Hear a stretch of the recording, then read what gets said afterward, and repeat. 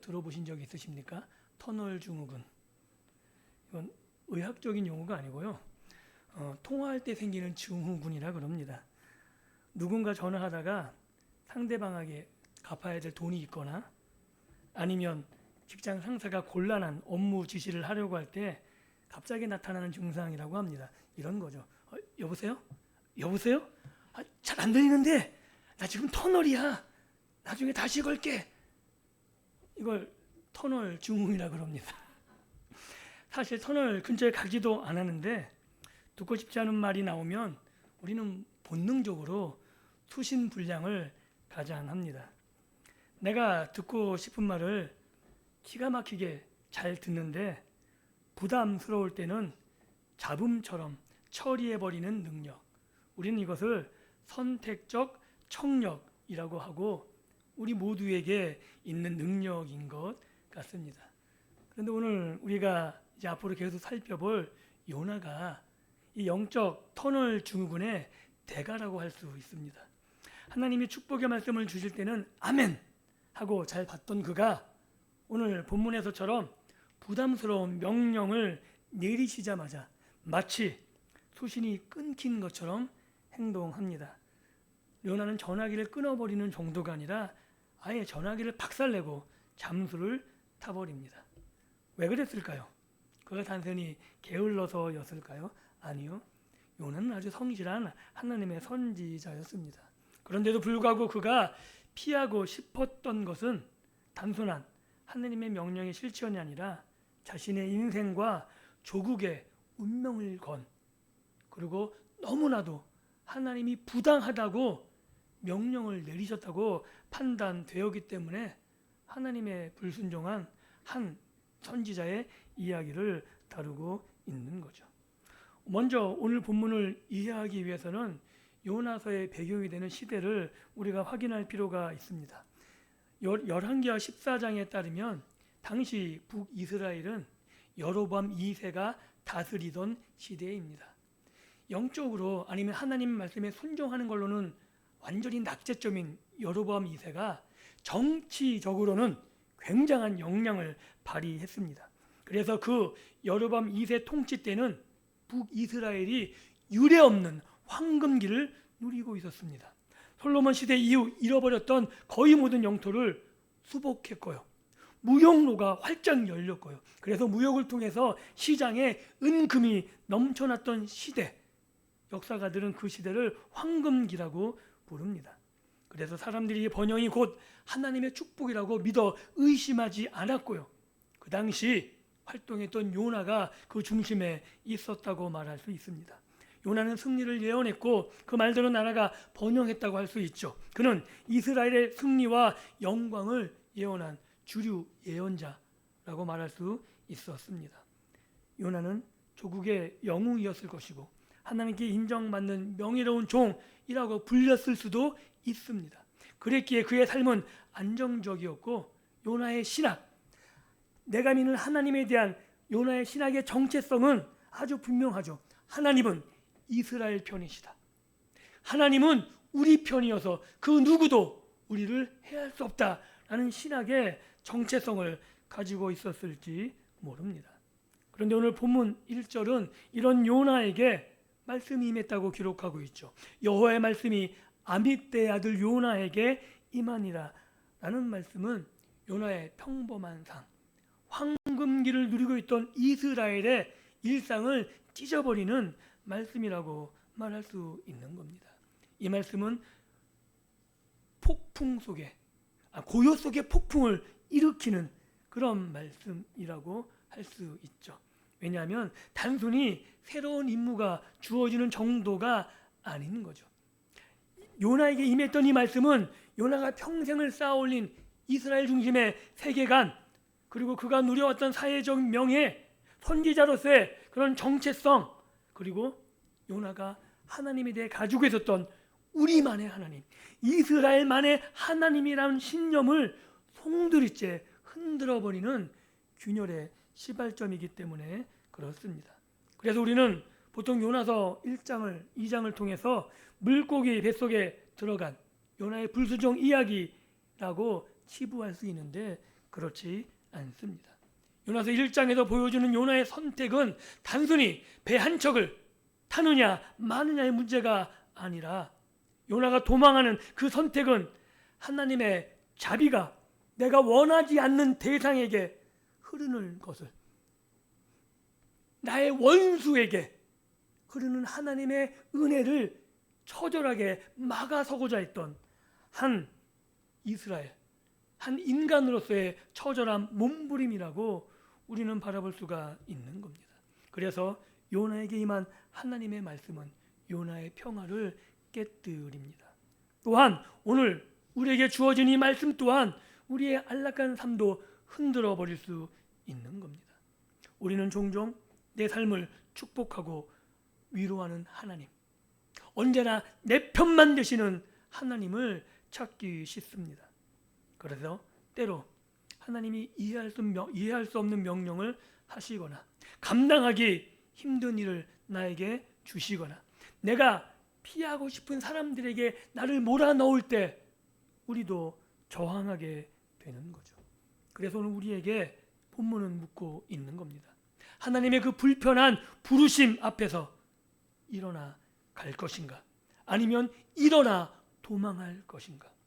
사랑하는 성도 여러분, 오늘 이 본문을 통해서 무엇을 결정해야 되는지, 어떻게 하나님 앞에 나아가야 되는지 확인할 수 있는 복된 시간이 되기를 예수님의 이름으로 축복합니다. 그래서 우리가 먼저 살펴볼 것은 하나님의 명령인 거죠. 2절을 보십시오. 2절엔 아주 눈에 띄는 두 단어가 나옵니다. 히브리어로 이렇게 돼 있어요. 쿰, 레크. 이게 뭐냐면 일어나, 가라. 하나님의 명령이 요나에게 주어진 거죠. 이 원문만 보면 굉장히 다급한 명령이에요. 주저할 수 없고 한시라도 서둘러야 되는, 빨리 일어나서 빨리 가라라는 하나님의 다급한 음성처럼 느껴집니다. 그런데 하나님께서 요나에게 쿰, 레크라고 하시는 이 단어는 목적이 있는 거죠. 어디로 가라고 하시냐면 저 큰 성읍 니느웨로 가서 그것을 향해, 니느웨를 향해서 외쳐라라고 말하고 있는 거죠. 그리고 이 명령은 1장에서 끝나지 않습니다. 요나서 3장에 보게 되면 3장 처음에도 똑같이 나옵니다. 하나님은 요나에게 물고기 뱃속에서 토해내자마자 똑같이 쿰, 레크, 일어나 가라라고 말하고 계시죠. 이게 무슨 의미냐면 하나님은 요나의 상황과 관계없이 하나님이 원하시는 명령을 이루기를 원한다는 것, 하나님의 목적과 하나님의 계획은 변하지 않는다는 사실을 알려주고 있는 거죠. 우리는 우리의 상황이 바뀌어지면, 내 생각이 바뀌어지면 뭔가가 달라질 것 같지만 아니요, 하나님 우리의 상황에 관계없이 하나님의 목적과 계획은 변하지 않음을 우리는 요나서를 통해서 확인할 수 있는 겁니다. 그런데 이게 요나에겐 굉장히 싫은 겁니다. 그리고 요나의 상황을 알면 이 하나님의 명령이 얼마나 끔찍한 명령인지를 알게 되는 거죠. 니느웨는 당시 아수르 제국의 수도입니다. 아수르가 어떤 나라인지 알고 계십니까? 그들은 정복한 도시의 사람들을 산채로 가죽을 벗겼어요. 이 역사적 사실이거든요. 꼬챙이로 입에서 항문까지 깼다 그래요. 이러고 다녔다 그래요. 그거를 가족들 보는 앞에서 선택적으로 한 게 아니라 지배한 사람들 대상을 대부분 그렇게 했다 그럽니다. 그리고 머리를 잘라서 산더미처럼 쌓아서 자기의 승전을 축하한 민족이 아수르라 그럽니다. 요새 말로 하면 끔찍한 테러 국가 이상인 거죠. 학살을 자행해도 그것이 자신의 승리의 치적이 되는 그런 사람들이 아수르 사람들입니다. 그래서 이스라엘 사람들에게 니느웨는 단순한 이방 도시가 아니라 자기 이스라엘 침공에서 그렇게 끔찍하게 대하는 지구상에서 영원히 사라져 버려야 되는 악의 축이라고 이야기해도 틀리지 않은 거죠. 그런데 하나님이 요나에게 그곳에 가서 말씀을 전하라고 하십니다. 요나는 이 명령의 이면에 담긴 하나님의 의도를 간파한 거죠. 그냥 만약 가서 전에 내가 심판할게 그랬다면 요나는 주저없이 갔을 거예요. 왜? 그 니느웨를 아수르를 심판하신다는데 안 갈 이유가 없는 거죠. 그런데 요나는 안 겁니다. 하나님이 외치라 하신 것은 하나님의 헤세드, 이 하나님의 헤세드는 언약을 맺은 이스라엘에게만 해당되어야 되는데 요나는 알고 있는 거죠. 그들이 하나님의 메시지, 하나님의 심판의 메시지를 듣고 회개하면 용서하시겠다는 하나님의 자비의 가능성, 그 가능성을 요나가 알았기 때문에 요나는 견딜 수가 없는 거죠. 제가 가끔 이야기 드리죠. 구한말 일제시대 때 일본에 가서 외쳐라, 일본이 회개하면 용서하겠다, 그 말씀을 독립운동가가 들었다면 어떤 결정을 했을까요? 요나처럼 똑같이 저항하지 않았을까요? 심판도 하지 않았는데 어떻게 용서를 먼저 외칩니까? 라는 심정이 아니었을까요? 하나님, 어떻게 저들에게 자비를 베풀 수 있습니까? 하나님은 이스라엘의 하나님 아닙니까? 이스라엘이 그렇게 끔찍하게 고통당하는데 저들에게 어찌 자비를 베풀 수 있습니까? 요나의 신학 안에서 하나님은 언제나 이스라엘 편이어야만 했던 거죠. 그래서 요나의 직감대로 이 명령을 순종하는 순간 자신이 알던 이스라엘만의 하나님은 사라지는 겁니다. 낯선 이방인, 저주받아 죽어야 되고 마땅히 그 악을 없애버려야 되는 그 하나님의 심판도 없어지는 것이고, 심판받을 자에게 자비를 베푸시는 그 낯선 하나님을 마주하게 되는 그 현상을 요나는 용납할 수 없었던 겁니다. 어쩌면 요나가 두려워하는 것은 니느웨의 칼날이 아니었을지 모릅니다. 요나가 하나님의 말씀을 듣는 그 순간 요나는 자신의 계산을 뛰어넘는 하나님의 자비를 가장 피하고 싶었을 것입니다. 사랑하는 성도 여러분, 우리들에게도 이런 순간이 있지 않을까요? 하나님이 내가 원치 않는 사람, 나에게 적이고 원수인 그 사람에게 가서 용서를 외치라 그럴 때 어떻게 하시겠습니까? 우리는 본능적으로 감지합니다. 이 길로 가면 그가 죽어야 되는데 내가 죽어야 되는 것, 내 자존심이 뭉개지는 아픔을 내가 참을 수 있을까? 그래서 우리는 주저하게 되는 거죠. 요나의 망설임은 남의 이야기가 아닙니다.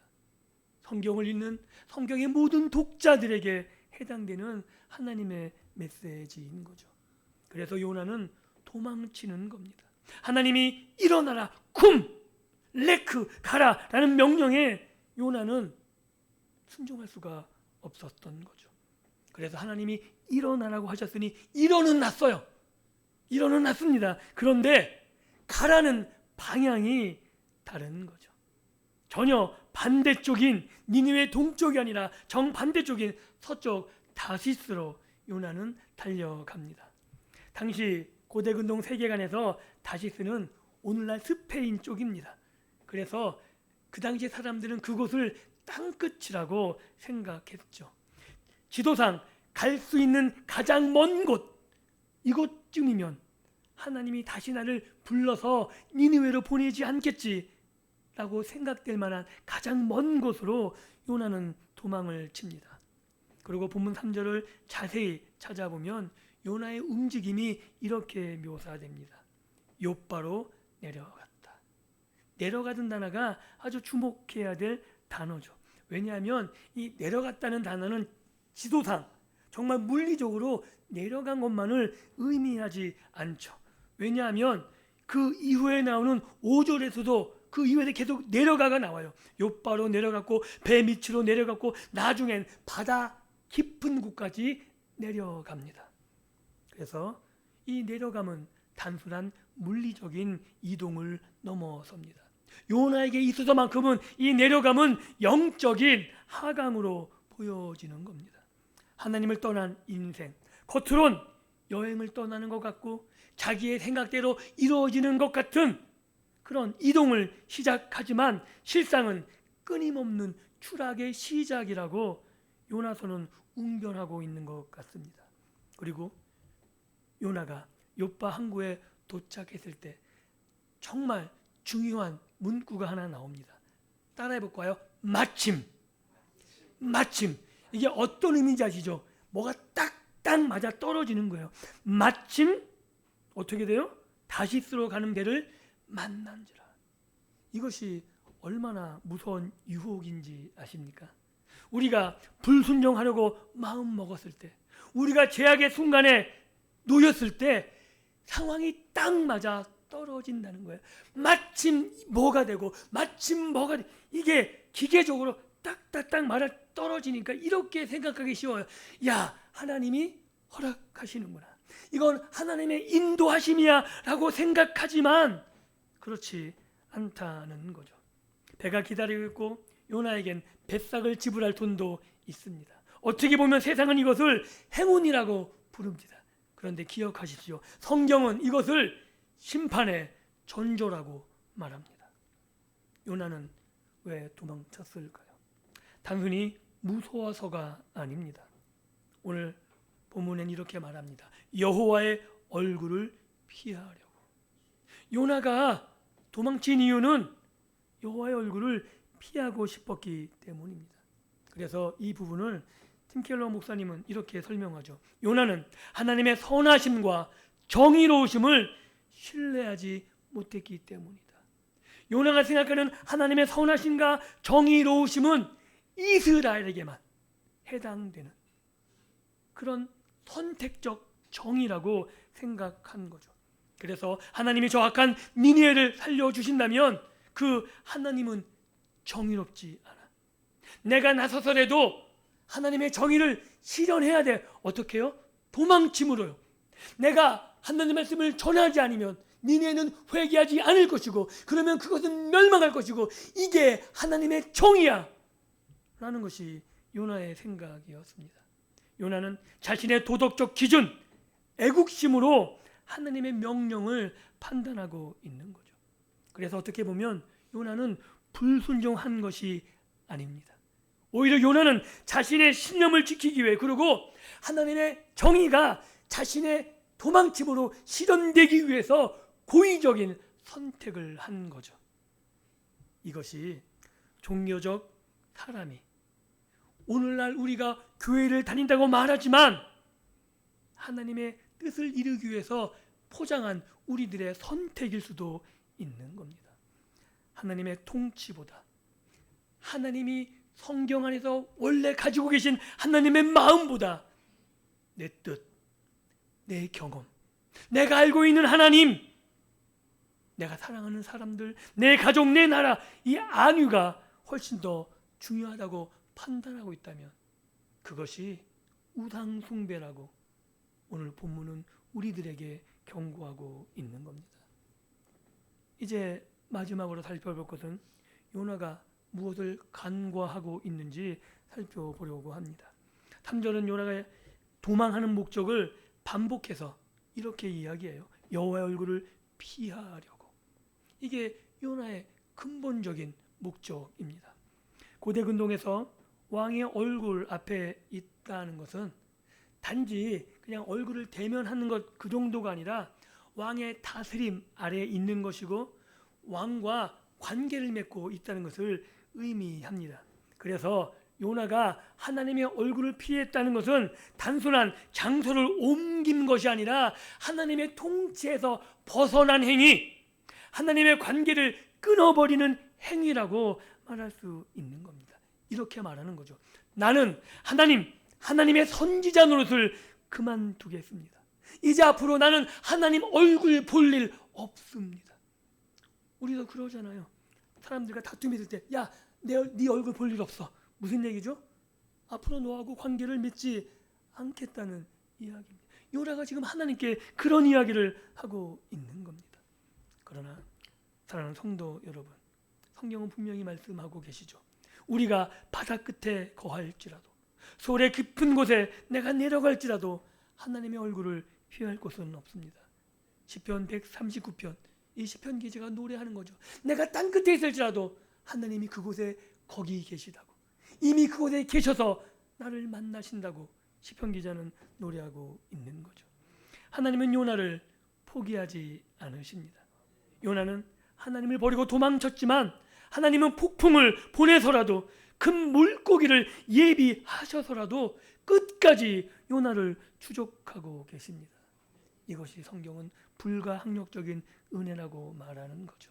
우리는 이 장면에서 요나보다 더 크신 한 분을 떠올리게 됩니다.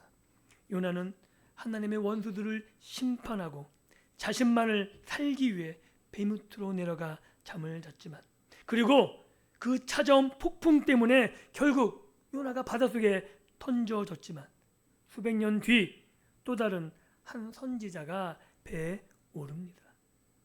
당대 랍비라고 칭했던 예수 그리스도, 그분이 배에 올라 잠을 청하시죠. 요나의 풍랑과 같이 예수님도 동일한 풍랑 속에 계셨습니다. 그런데 요나와 달리 예수님은 순종을 위해 오신 것이고, 요나는 불순종의 풍랑에 몸을 던졌지만 예수님은 스스로 자신의 죽음으로 온 인류를 구하기 위해서 심판의 풍랑 속에 몸을 던지셨다고 성경은 분명히 말하고 있습니다.